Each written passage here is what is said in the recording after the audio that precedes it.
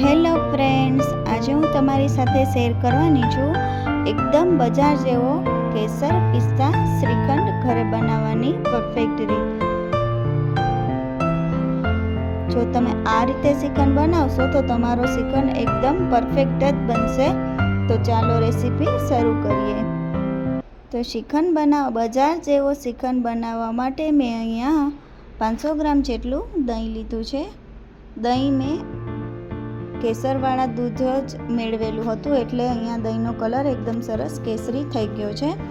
જો આવી રીતે કરશો ને તો તમારા શ્રીખંડનો કલર ખૂબ જ સરસ આવશે અને તમારે ફૂડ કલર ઉમેરવાની પણ જરૂર નહીં પડે।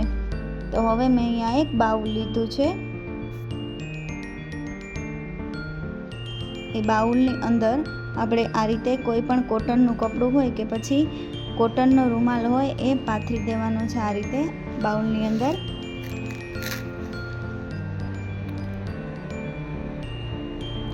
અને ત્યારબાદ એની અંદર આપણે તૈયાર કરેલું દહીં ઉમેરી દેવાનું છે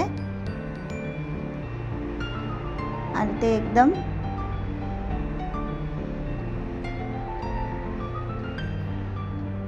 અને હવે આપણે રૂમાલના ચારેય ખૂણા ભેગા કરી લઈએ અને એકદમ આ રીતે ટાઈટ પકડી લઈએ।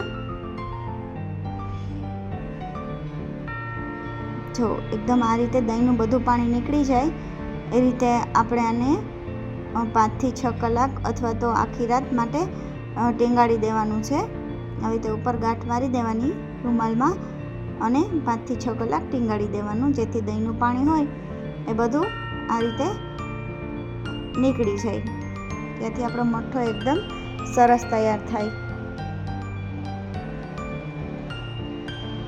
તો હવે અહીંયા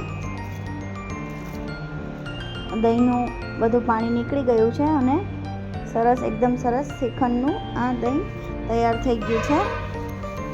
તો હવે એની અંદર 1 વાટકી હોય આ દહીં, તો 1 વાટકી એની અંદર પીસેલી સાકર અથવા તો ખાંડ ઉમેરી શકો અને ત્યાં સુધી મિક્સ કરવાનું છે જ્યાં સુધી આ એકરસ ના થઈ જાય અને સરસ ક્રીમી ના થઈ જાય। જો એકદમ આ રીતે સરસ મિક્સ કરવાનું છે।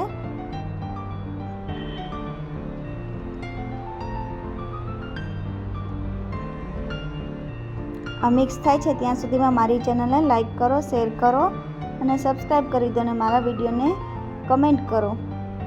જો એકદમ ક્રીમી ટેક્સચર થઈ ગયું છે આપણે શ્રીખંડનું।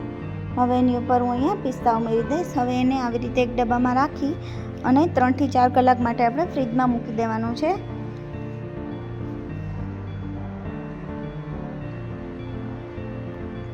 અને 3-4 કલાક થઈ જાય ત્યારબાદ આને આપણે સર્વ કરી શકાય એવું સરસ બની જાય છે। Thank you. Like, share,